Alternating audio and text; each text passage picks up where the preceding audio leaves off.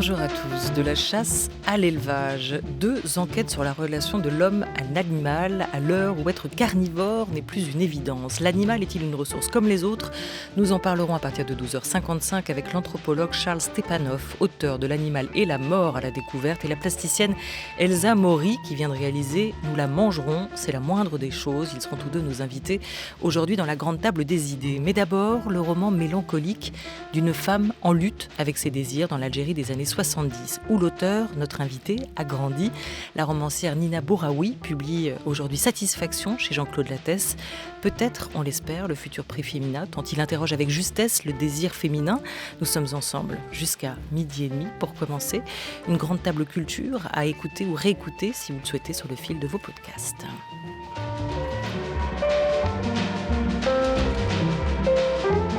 La grande table.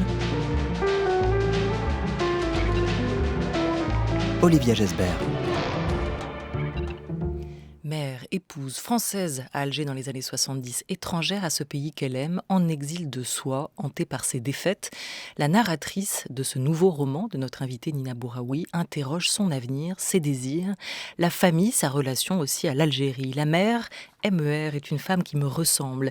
Elle n'est à personne, ses visages changent et se trahissent. Bonjour Nina Bouraoui. Bonjour. Entre crise de la quarantaine et démons de midi, est-ce qu'on peut dire que dans ce nouveau roman, Satisfaction, vous interrogez le désir au féminin ? Oui, comme d'habitude, je crois que ça fait partie de mon territoire de prédilection parce qu'il est très ouvert.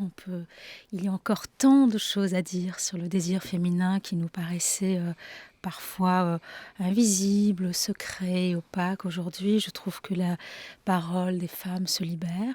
Donc pour moi, il est tellement évident qu'il faut encore l'interroger parce que c'est étrange les femmes qui renoncent justement à leur désir, en tous les cas à l'application, à l'occupation de ce désir.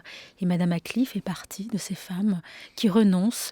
Pour moi, le renoncement, c'est aussi avoir du courage de renoncer. Ce sont des sortes de révolutions secrètes, inertes. Renoncer, c'est aussi quand même dire non, c'est un élan, certes, qui est inerte, mais c'est quand même un élan, je trouve. C'est pour ça qu'elle est attachante, cette femme qui a des pensées si empoisonnées.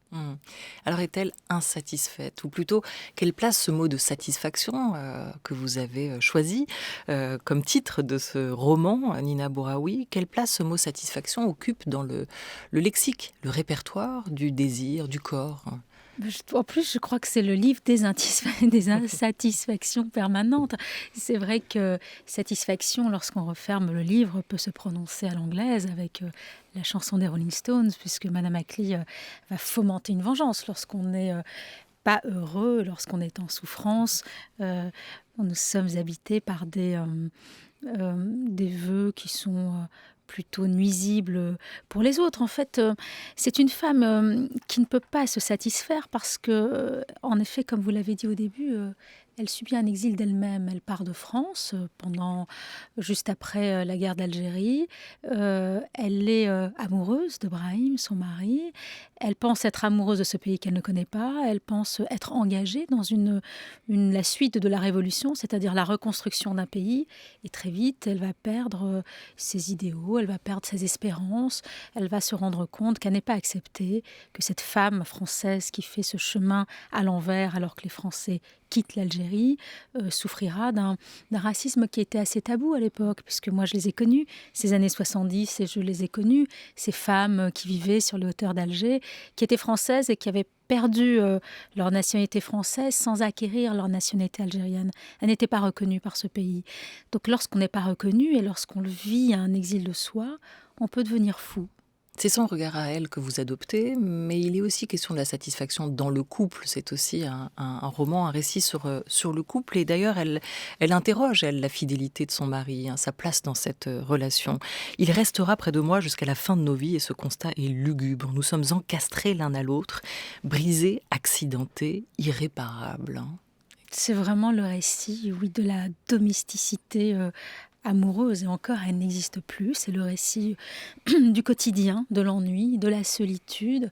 Les seuls instants charnels, c'est quand elle cuisine pour son fils Erwan, pour qui elle éprouve une adoration infinie. Donc il est aussi question de rôti, de poulet, de tarte. Il y a quelque chose de très... La sensualité, ce serait un festin de Babette à l'envers. La sensualité, le côté charnel passe par sa consommation exagérée de vin et aussi par tous ces mets qu'elle prépare pour son fils. Son mari, elle le respecte, mais il est loin de ses fantasmes, là, des fantasmes de brutalité. Elle est étrange, Madame Acli. Mais elle est étrange, mais c'est aussi la voix peut-être de ce pays. Pour moi, c'était très important d'expliquer comment on ne se défait pas du pays dans lequel on vit et comment la santé mentale d'un gouvernement ou même la santé d'une économie interagit sur notre santé sensuelle, sexuelle, amoureuse. Et finalement, Madame Acli est l'expression de ce pays qui sort de la colonisation, c'est-à-dire qui a été absorbé par la culture d'un autre. Et je me suis toujours dit que le sentiment de domination d'un colonisé en Algérie se perpétue après. Les colonisés, ce sont, je pense, les femmes, et les colonisateurs sont les hommes. C'est ça qui s'est opéré en Algérie. C'est-à-dire qu'après la fin du joug français, après cette guerre terrible pour les deux camps, les Français ont beaucoup souffert. Il y avait des Français amis, des Français frères et sœurs. Il n'y avait pas uniquement le méchant colon qui prenait les terres pour lui ou qui humiliait le peuple algérien. Pas du tout. Il y a eu des déchirements amoureux, amicaux, mais je crois que ça a laissé une sorte de complexe d'infériorité. Je crois que Madame Acli est l'expression, parce que c'est vrai que c'est un personnage étrange, assez lugubre, assez nuisible, raciste, homophobe, pas du tout féministe. C'est étrange dans ma voix. Mais je voulais être du côté, justement, de ceux aussi qui m'ont fait souffrir. C'est-à-dire que mon enfance a été une enfance différente, puisque j'avais une sorte de trouble du genre. Et j'ai voulu comprendre... tout du moins avoir les réponses, peut-être inventées par la romancière, aux questions que je me posais enfant. Pourquoi on m'a rejetée ? Pourquoi parfois des amitiés ont été brisées ? Et finalement, lorsqu'on est traversé par la haine, on propage la haine. Et c'est ça, Madame Acli. C'est quelqu'un qui est dévasté par la haine, qui est rejeté par un pays et qui est rejeté par elle-même aussi. Par la haine, par une forme de rancœur aussi. Elle est aussi cette Française qui a choisi d'être là, en Algérie, d'y vivre avec son mari algérien, de retourner là-bas. Elle est de cet entre-deux qui va aiguiser son regard aussi sur la situation ou au contraire la perdre parce qu'elle est nourrie de trop de tensions et de trop d'enjeux. Peut-être les deux à la fois. Elle tient ses carnets, donc elle décrit tous les jours la progression de la nature, mais aussi la progression d'une seconde guerre qui arrive de façon sournoise. Nous sommes à la fin des années 70 et le livre se tient justement sur cette année-là, 77-78, parce qu'il y a un basculement. L'Algérie, certes, est indépendante, mais tout d'un coup va glisser tout doucement vers cette fameuse guerre qu'on appellera celle de la décennie noire des années 90. Madame Acli est très consciente de ce qu'il est en train de se tramer. Sa paranoïa à elle n'est pas juste une maladie. Elle a raison d'être paranoïaque. Elle voit des milices qui traînent, qui interrogent ces couples mixtes, qui vérifient si ces Algériens fêtent Noël, s'ils boivent de l'alcool. Et en fait, elle dit tout ce qui va arriver. Et nous étions les spectateurs naïfs et passifs de la montée de l'intégrisme. Nous regardions ces jeunes femmes qui allaient à l'université tout d'un coup coiffées de hijab en se disant « Mais non, Alger n'est pas Téhéran. Nous avions tort. » Vous avez évoqué la haine, j'ai évoqué la rancœur. On pourrait parler d'un autre sentiment qui est la honte. Et on va écouter à ce sujet les mots de l'écrivaine algérienne et académicienne Assia Djebar. Elle est décédée en 2015. Honte en arabe, le hashma, c'est une qualité. Ce n'est pas un état de culpabilité. On dira d'une jeune fille ou d'une jeune femme, pour la condamner, on dira « elle est sans honte ». Alors peut-être que l'empreinte de la culture maternelle est restée plus profonde. Donc vous avez beau avoir passé des concours prestigieux ou des Mais c'est parce que cette société-là, c'est des deux côtés. Mes collègues hommes, quand ils voulaient me faire plaisir et ils parlaient de mes romans, ils disaient « Ma femme aime vos romans ». Et je ne savais pas ce que ça voulait dire. Comme ils diraient « Elle aime tricoter ».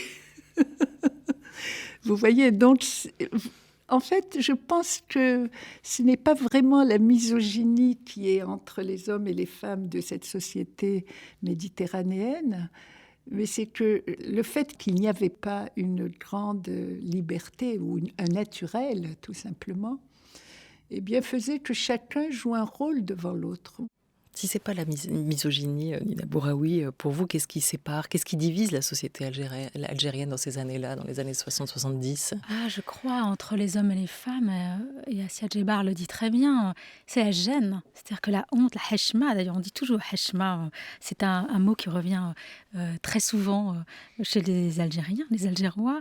Et je crois que c'est la gêne, et c'est drôle parce que je sais que parfois, il y a des hommes qui disent à mon père « Ah, moi, j'ai pas lu les livres de ta fille, j'ai pas lu, mais c'est bien, à ce qu'il paraît, c'est bien. » C'est une sorte de gêne. Je crois qu'aussi, il y avait cette douleur économique. Je pense que quand des jeunes hommes ne peuvent pas, n'ont pas l'intimité, n'ont pas un appartement, ne peuvent pas retrouver leur fiancé. Les hommes étaient séparés.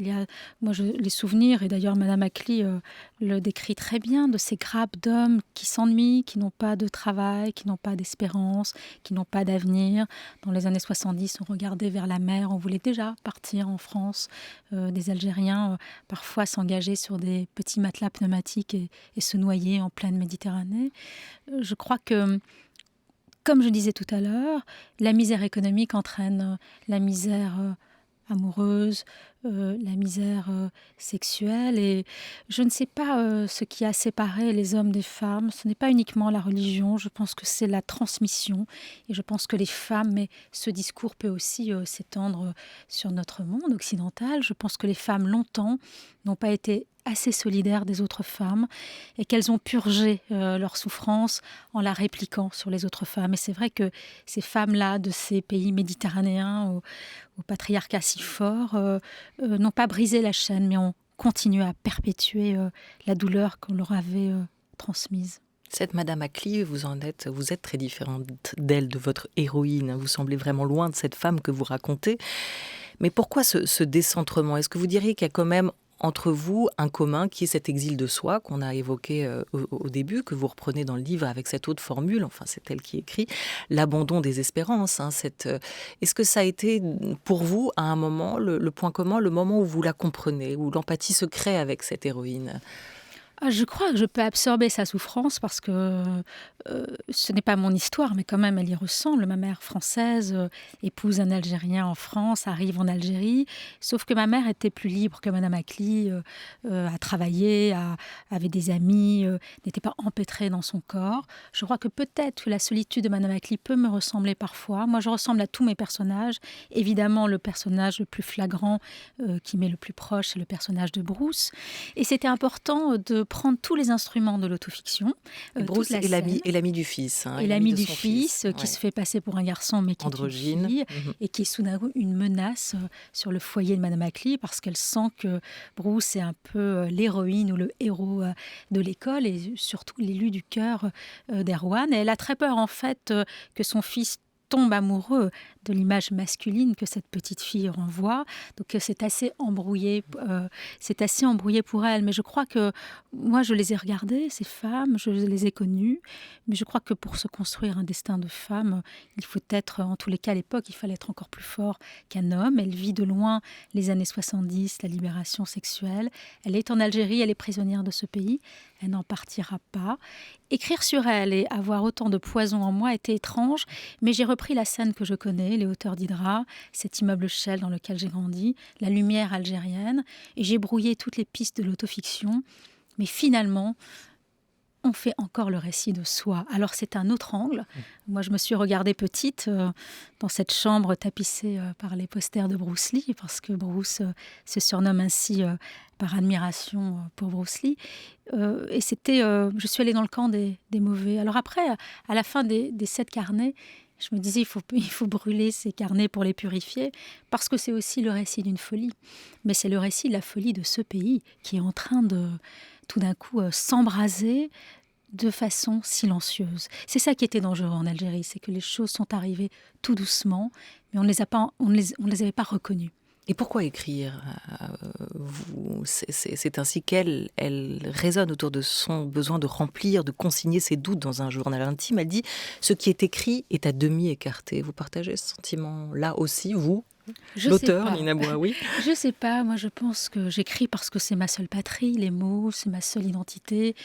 C'est ma seule vraie nationalité. C'est là où je suis réellement la femme qui me correspond. Lorsque je pense à celle que je suis, je me vois avant tout en femme qui écrit, je ne me vois pas en femme homosexuelle ou en femme avec un père algérien, une mère française, en femme française vivant en France. Non, je suis avant tout un écrivain. Pour moi, l'écriture, c'est la restitution du réel, mais c'est aussi arpenter ma liberté, occuper ma liberté. Mais quand en 2005, vous écrivez vos mauvaises pensées, oui. On peut dire qu'elle fait un peu la même chose. Est-ce que c'était aussi avec cette envie d'écarter ces pensées que vous les mettez sur les papiers? Je crois qu'elle m'a choisi. Les livres, la naissance des livres est étrange. Un jour, j'ai eu le souvenir d'une fête sur les hauteurs d'Alger, justement, à la fin des années 70. C'était un jour de l'an avec ces adultes assez ivres et assez joyeux qui dansaient sur Satisfaction. Et j'ai eu le pressentiment, en fait, que cette fête, justement, n'était pas joyeuse, mais était assez lugubre, et que certains partiraient, certains disparaîtraient, certains ne reviendraient pas en Algérie. Il y avait une sorte de brisure. Et j'ai voulu écrire ça, alors j'ai voulu écrire une fête, et tout d'un coup, je me suis souvenue de ces femmes que j'avais rencontrées, je me suis souvenue d'un grand chagrin d'amitié, et j'ai épousé Madame Acli. J'ai épousé le camp du mal, parce que nous sommes constitués de bien et de mal, et c'était intéressant aussi d'interroger les parts du mal toute une vie. Il nous faut toute une vie pour les dompter, ces parts-là. Les personnages mauvais, fous, sont très attachants pour les écrivains parce qu'ils nous permettent de dire certaines choses cachées derrière eux. Mais je n'ai jamais cru que la littérature était faite pour se soigner, même si les mauvaises pensées étaient le récit d'une thérapie. Mais c'était aussi le récit de la violence du monde. Et là, c'est le récit de cette violence qui lie la France et l'Algérie à tout jamais. Elle écrit aussi avec le secret espoir, elle, d'être démasquée. Je me sens épiée par une masse, l'essaim, je me sens coupable, jugée, et pourtant je suis innocente. L'écriture est le filet qui me récupère, moi, qui sans cesse lâche le trapèze, me mesure au vide, certaine de pouvoir planer au-dessus de la ville et de ma famille sans m'écraser, me blesser. Désir de donner mon carnet, d'être lu des miens, d'être délivré par leur jugement, puni et lavé de mes pensées. Ça revient à cette idée de honte qu'on évoquait avec Assia Djebar, avec le poids aussi du regard social sur ses vies, sur ses trajectoires. Cette honte d'écrire cela, elle la nomme aussi. Elle explique que ce qui justifie, c'est aussi cette honte qui justifie l'existence de ce carnet, cette honte qui a une place ici et qu'elle ne doit plus quitter. La honte, ça peut être aussi pour vous, Nina Bouraoui, un sentiment révolutionnaire, comme le pense le philosophe Frédéric Gros, des révolutions intimes. Oui, la honte donne du courage, la honte donne des armes, la honte donne du pouvoir. La honte est un sentiment que je connais très bien et que j'ai occupé pendant si longtemps. Lorsqu'on est un enfant différent, on est confronté à la honte. On peut être fier de soi, mais la société vous ressasse sans arrêt que vous ne faites pas partie de la norme, que vous ne faites pas partie du groupe. Alors, ça donne de la puissance parce qu'il faut avoir beaucoup plus d'imagination ou d'invention pour créer son propre chemin. À l'adolescence, c'est une honte qui a un étage supérieur, qui consiste à se rejeter, à avoir la haine de soi. Et je crois que la honte, elle a été inoculée aussi parce que je suis le fruit d'un mariage entre deux terres ennemies. Il faut le porter, cela, il faut l'assimiler.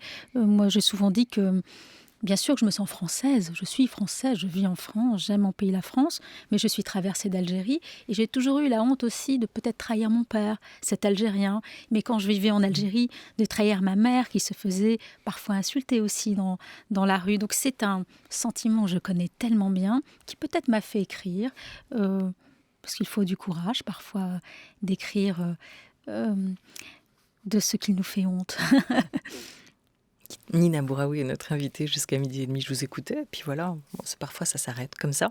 On va écouter, non pas les Rolling Stones, mais Jean-Louis Murat, qui revient avec un nouvel album qui sera dans les bacs vendredi, chez 5-7, son nouveau label, l'Auvergnat, qu'on connaît bien.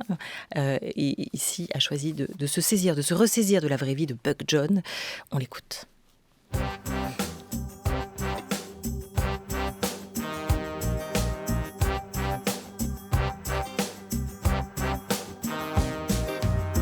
Candidat du soir, livré au hasard, attendant, je crois, la fin de l'amour. Mille alléluia pour n'importe quoi, attendant, je crois, la fin de toujours. Belle en magnolia, belle comme autrefois. Nana, je vois ton ombre. Béni Catleya, mais que fait le roi? Hello, buddy, pourquoi restes-tu porte-flot?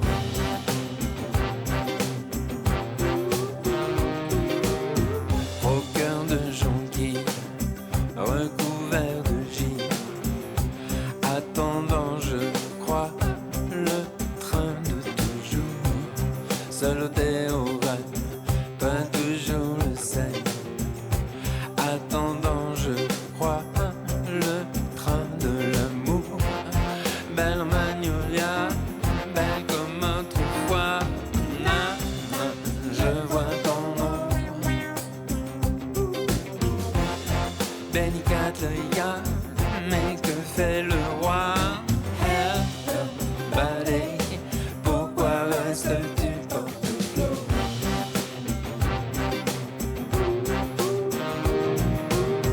Les rues de Toulouse, difficiles Toulouse, attendant, je crois, la fin de l'avion. Plus de vol au black, voilà John Dark qui attend, je crois, la fin des frissons. Belle en magnolia, belle comme autrefois. Je vois ton ombre. Béni Catleya, mais que fait le roi? Hello, buddy, pourquoi restes-tu porte-flot? Nana, je vois ton ombre de Jean-Louis Murat. Il faudra attendre un tout petit peu pour le retrouver en concert sur la scène. Une grande tournée est prévue, mais c'est en 2022. Il passera notamment par la coopérative de Mai à Clermont-Ferrand le 12 avril et le Trianon de Paris le 19. Voilà, extrait du nouvel album de Jean-Louis Murat dans les bacs vendredi, La vraie vie de Buck John. France Culture. La grande table. Olivia Gesbert. Auteur de Satisfaction, un roman paru chez Jean-Claude Lattès. Notre invitée, la romancière Nina Bouraoui. Vous êtes née en 67, en Algérie. Vous avez grandi à Alger dans les années 70. Cette décennie où se situe votre roman, dont vous avez gardé un souvenir mitigé, c'est peu de le dire, vous l'évoquiez. Au lendemain des commémorations ce week-end du 17 octobre 1961, au moins 120 Algériens tués par la police au cours d'une manifestation pacifique, une répression sanglante, disait à l'époque, quand il était président François Hollande, le président Emmanuel Macron lui a dénoncé des crimes inexcusables pour la République. Cette mémoire-là, de ces événements-là, elle vous a été transmise par vos parents? Oui, sans cesse. Avec ma sœur, j'ai une sœur qui a 5 ans de plus que moi, nous avons été élevés vraiment dans un bain, alors pas révolutionnaire, parce que c'était une révolution quand même qui étaient dans les appartements, mais on discutait beaucoup. Et je me souviens que ma mère avait même une amie qui faisait partie des Black Panthers. C'était les années 70, donc tout le monde était très engagé. Et je crois que moi, ça m'a donné aussi le goût des mots et le goût de l'engagement, du militantisme et d'une autre façon. Et cette histoire entre la France et l'Algérie m'a été transmise presque de façon... on me l'a inoculée. Je la porte, je la représente. Alors pas avec un sentiment ni de honte ni de culpabilité, mais en tous les cas... de conscience et surtout de se dire quand on me demande alors est-ce qu'il faut pardonner, etc. Moi je trouve que le pardon est toujours un peu ambigu parce que ça peut-être ça place toujours l'autre pays que l'on a assiégé et avec qui contre qui on a lutté, ça le place toujours en infériorité, mais je trouve que ce qui est important, et les commémorations sont extrêmement importantes, il ne faut jamais oublier, c'est la mémoire. Et puis le temps passe, moi j'ai 54 ans, mes parents sont âgés, je trouve que cette mémoire, il faut qu'elle perdure et qu'elle circule, et il y a aujourd'hui des jeunes qui sont dont les arrières... Oui, peut-être même les arrière-grands-parents ont été issus de l'immigration et qui ne connaissent pas cette histoire, qui ne connaissent pas l'Algérie, ou quand ils vont en Algérie, ils n'ont jamais vécu, ils y vont peut-être en vacances. Et je crois que ces enfants-là, qui sont français, doivent savoir, ne doivent jamais oublier. Je crois que... Oui, la mémoire doit rester toujours vive, mais il faut continuer. Nous ne pouvons pas vivre non plus avec le fardeau de l'histoire. Je trouve ça malsain, avec le fardeau de la culpabilité. Non, mais cette relation, elle n'est toujours pas apaisée. C'est ça qui est fou. Plus de 50 ans après, elle ne peut pas l'être. Je ne sais pas. La France et l'Algérie, c'est une relation passionnelle. C'est un couple. L'Algérie est un pays hypnotique, sublime, merveilleux. Les pieds noirs, quand ils rentrent en Algérie, pleurent. Les Algériens leur ouvrent la porte des appartements où leurs ancêtres ont vécu. Ils vont se recueillir sur les tombes.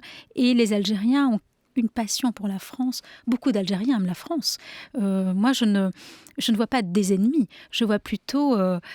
deux sœurs ou un frère et une sœur qui s'adorent. Et parfois, dans les familles, il y a une détestation, mais une détestation amoureuse. Il y a de la passion entre ces deux pays.